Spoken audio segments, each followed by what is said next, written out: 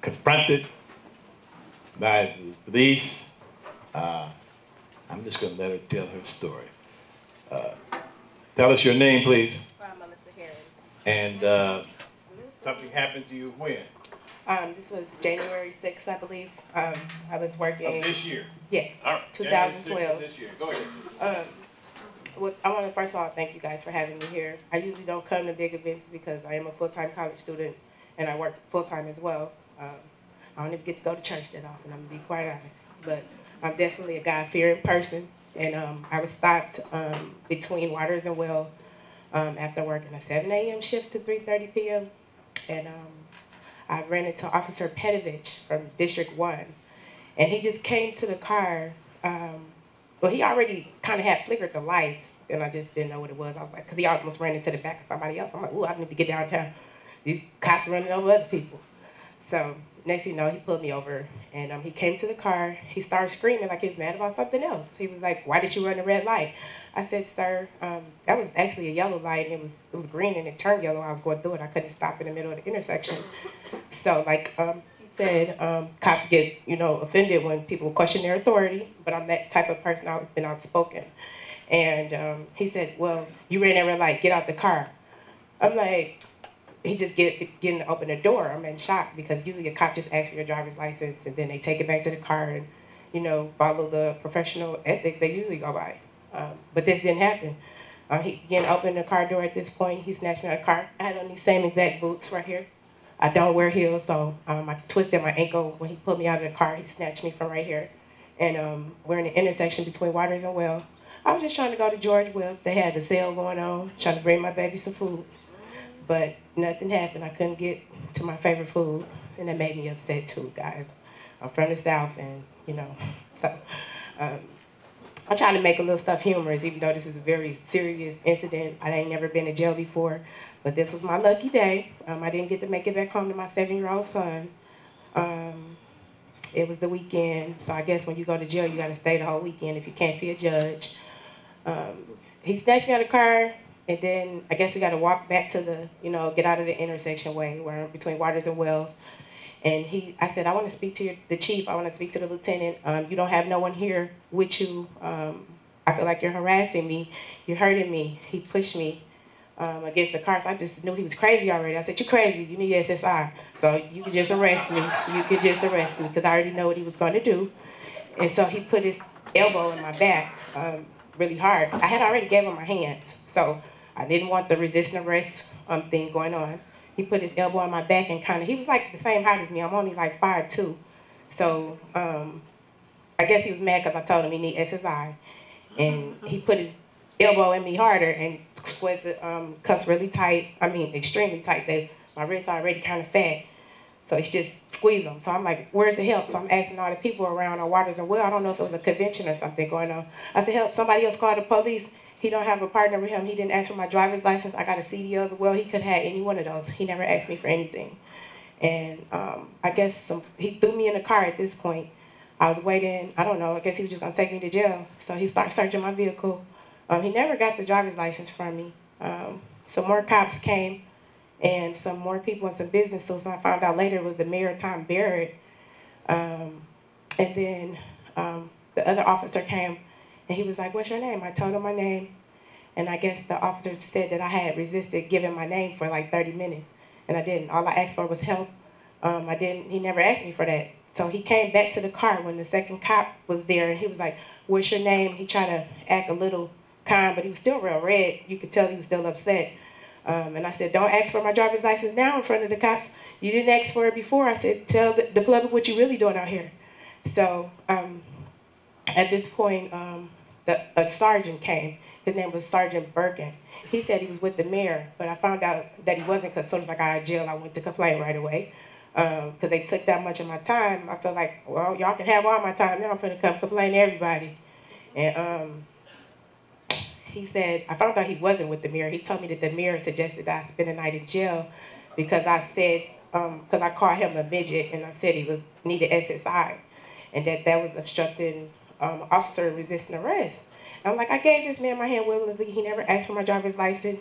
He said he put me over because I ran a red light, which was a yellow light, and I said, it was just like a whole bunch of chaos, and I couldn't even really get no help at this point. I thought the sergeant was coming to help me with the situation when he was just really actually the friend of Officer Petrovich from the same District 1, and then I found out that they didn't have a lieutenant on their shift because one hadn't been selected yet.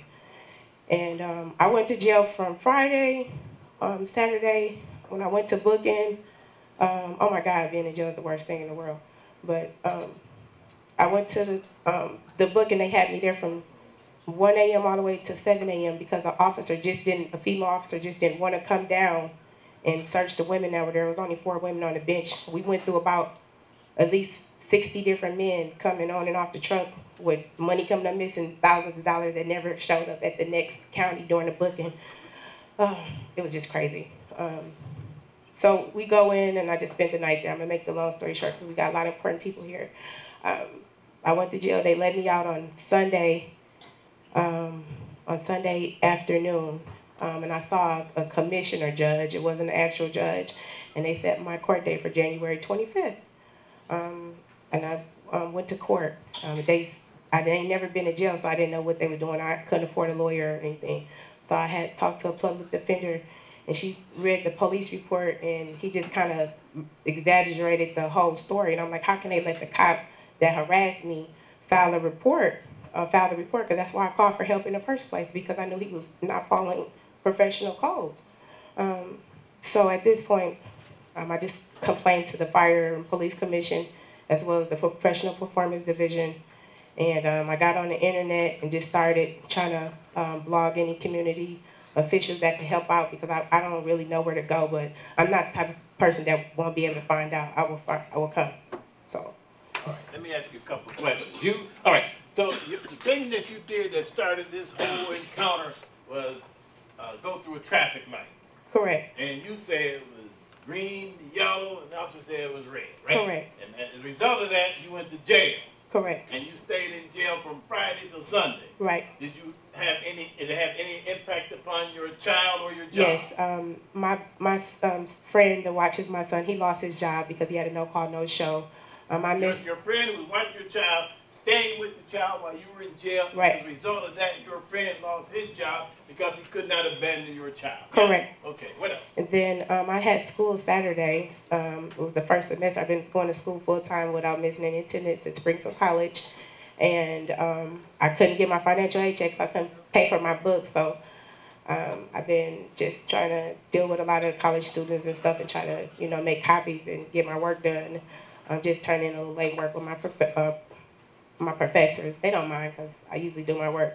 And then Sunday I had to go. I was off Saturday, which was a blessing because I take off for school.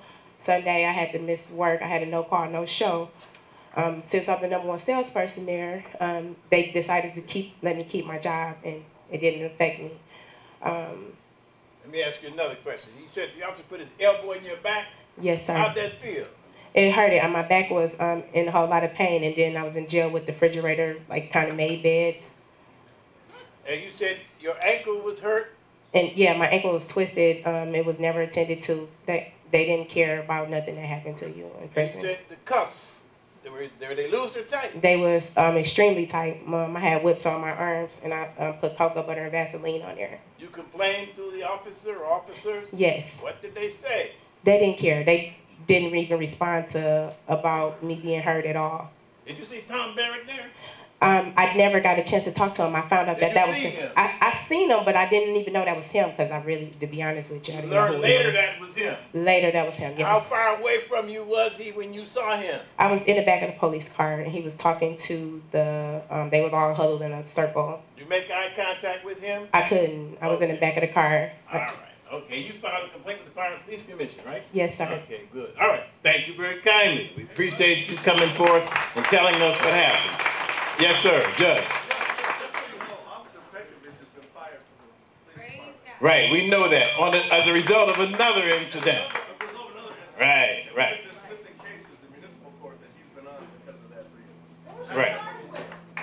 What were you charged with? Obstructing and resisting. Now hold it. Not yet. Okay. All right, so now, thank you for that. We are now ready for Mr. Weston. Come forward, please. Thank you, sir. I'm sorry, folks, I'm losing my voice. Must be too much lecturing here. As you may know, I'm a retired Milwaukee police detective. I've had the pleasure of working with Pat Kennedy, and I see Linda Velasco here and some other people. And I just want to start off by giving one of my little stories first, and then we'll talk about Miss Harris. Miss Harris happens to be one of my students. I think she missed my class that day. I knew that was out of character for her. As you can see, I'm a kind of a big guy, so you know I haven't missed too many meals. And I haven't missed too many desserts either. One day they grabbed me some dessert. I was going to, I think it's Culver's to get one of those ice cream deals. I get pulled over by a police officer. Before the police officer pulled me over, I saw him sitting on the side street. Saw him sitting there. I made a complete stop. Cop gets behind me. I continued to the next intersection, made another complete stop. The cop's behind me. I'm watching this cop. I make a right turn. Cop lights me up with his siren and lights and pulls me over. I recognize this cop immediately. The cop comes over to me. He says, "May I have your driver's license?" I complied, gave him my driver's license. He says, "I'll be right back." He comes back over to me after about 15 minutes and he says, "Wow, I'm surprised you've never had a citation before in your life." I said, "Why are you surprised?" He says, "At your age," you know he was thinking something else. He said, "At your age, I'm surprised you never had a citation." He hands me my license back. I said, "John, you don't recognize me?" He says, "Why would I recognize you?" I said, "John, you and I sit on the interview panel for the METC. We interview cops that are going into the police academy." "Oh, Ray, I thought I recognized you." He didn't recognize me. He didn't recognize me. It shows that he didn't until I told him who I was. And I just waited. I went through the whole procedure to see how he was going to treat me. And if I had been somebody else, he would probably give me a ticket. I asked him, I said, "What was your PC? Probable cause for stopping me?" He says, "Because you ran the stop sign." I said, "You know I didn't run the stop sign." So look at it like this. One of the things I do is I also teach at MATC. I teach for Springfield College. I'm a coordinator of the criminal justice program. I teach for Concordia University. And a part of my duties at MATC was to sit on the interview panel for cops that wanted to go to the academy. There's an academy at MATC that some cops pay to go to, or future cops. There's either two ways you get in the academy at MATC. One, if you get hired by a small municipal department like Glendale, Whitefish Bay, they normally foot the bill, pay your expenses for the academy, and pay you while you're there. The other way to get in the academy at MATC is to pay out of your own pocket. It's about $3,000 for that class. So just because you put an application in and apply for that job, you still have to go through an interview process. I used to sit on the interview board. And what I did was I tried to determine people, even though they're paying for it out there on their own dime, they'd be best candidates for police officers. We don't want just anybody having that authority or having those responsibilities. And I noticed since that incident, when I called that one cop out, I haven't been invited to be on an interview panel anymore. I wonder why. I wonder why. When I teach my students, Stephanie's another one of my students here, I try to teach them to be right and just and treat people the way you want to be treated. But it only goes as far as we allow them to let us be treated. Here's what I mean. When I told Miss Harris that, she should have, hindsight, second thought, instead of insulting the guy, what I would have rather had her do is say, "Hey, officer, why are you stopping me? What is your PC?" in a loud voice. Hopefully, other people can hear what she's saying and notice that something's going on wrong. Right? Didn't we talk about that? And another thing I want to tell you, too, you can't be afraid to make a complaint. How many folks like to eat in restaurants here? Okay.